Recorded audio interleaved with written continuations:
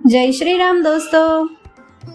भगवान श्री राम को 14 वर्षों का वनवास मिला था, जिसके अनुसार उन्हें केवल वनों में रहना था तथा किसी भी नगर में जाना प्रतिबंधित था।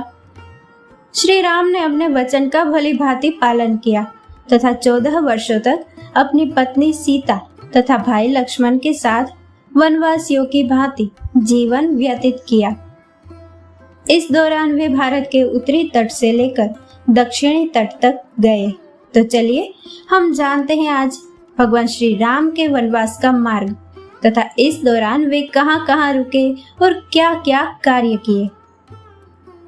पहला, तमसा नदी के तट पर। सबसे पहले अयोध्या से विदा लेने के पश्चात भगवान राम रथ में बैठकर आर्य सुमंत के साथ तमसा नदी के तट तक पहुंचे। वहां तक अयोध्या की प्रजा भी उनके साथ आई, जो उन्हें अकेले जाने देने को लेकर तैयार नहीं थी तथा उनके साथ चलने की जिद लिए बैठी थी। इसलिए उस रात श्री राम ने अपना डेरा तमसा नदी के तट पर ही डाला तथा सूर्योदय से पहले अयोध्या की प्रजा को बिना जगाए सीता, लक्ष्मण तथा सुमंत के साथ कौशल देश की नगरी से बाहर निकल गए। दूसरा, श्रृंगवेरपुर नगरी। इसके पश्चात वे अपने मित्र निषाद राज गुह की नगरी श्रृंगवेरपुर के पास के वनों में पहुंचे तथा वहीं एक दिन के लिए विश्राम किया।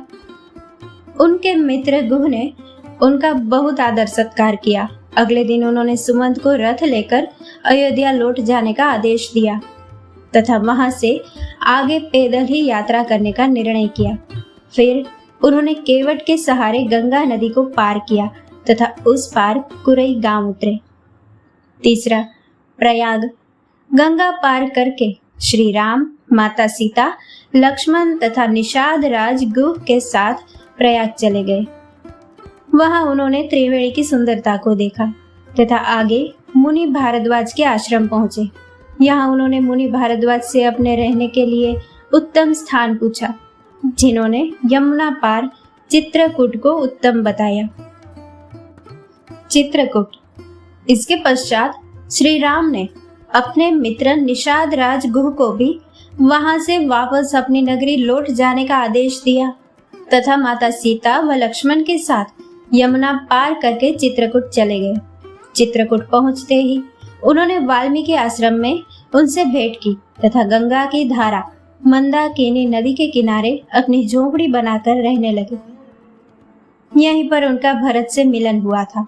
जब भरत अयोध्या के राज परिवार, सभी गुरुओं, मंत्रियों के साथ श्री राम को वापस लेने पहुंचे थे, लेकिन श्री राम ने वापस लौटने से मना कर दिया था। इसके कुछ समय पश्चात श्री राम चित्रकूट भी छोड़कर चले गए थे, क्योंकि उन्हें डर था कि अब अयोध्या की प्रजा यहाँ निरंतर आती रहेगी, जिससे ऋषि मुनियों के ध्यान में बाधा पहुंचेगी। दंडकारण्य। दंडकारण्य के वनों में पहुंचकर सर्वप्रथम उन्होंने ऋषि अत्रि तथा माता अनसुया से उनके आश्रम में जाकर भेंट की।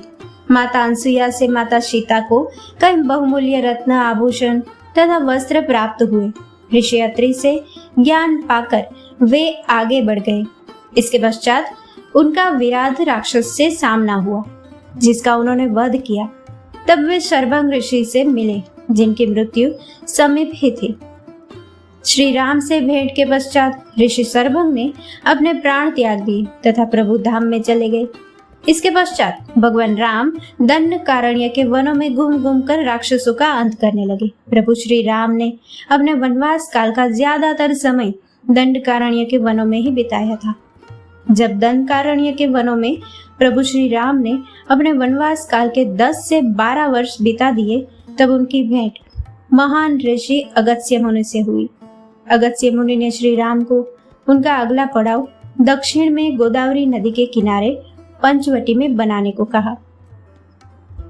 अगस्त्य मुनि से आज्ञा पाकर श्री राम पंचवटी के लिए निकल गए। पंचवटी। अब श्री राम गोदावरी नदी के किनारे पंचवटी में अपनी कुटिया बनाकर रहने लगे, जहां उनकी भेंट जटायु से हुई। जटायु उनकी कुटिया की रक्षा में प्रहरी के तौर पर तैनात रहते थे। इसी स्थल पर शूर्पणखा ने श्री राम को देखा था तथा माता सीता पर आक्रमण करने का प्रयास किया था, तब लक्ष्मण ने उनकी नाक काट दी थी। तब उनका रावण के भाई खर व दूषण से युद्ध हुआ व श्री राम ने उनका राक्षसी सेना समेत वध कर डाला। उसके कुछ समय पश्चात रावण ने अपने मामा मारीच की सहायता से माता सीता का अपहरण कर लिया। रावण ने उनकी सुरक्षा में तैनात जटायु का भी वध कर डाला। भगवान श्री राम तथा लक्ष्मण माता सीता को ढूंढते हुए वहां से निकल गए। दोस्तों, इस कथा को लाइक, शेयर और हमारे चैनल को सब्सक्राइब करना ना भूले। जय श्री राम।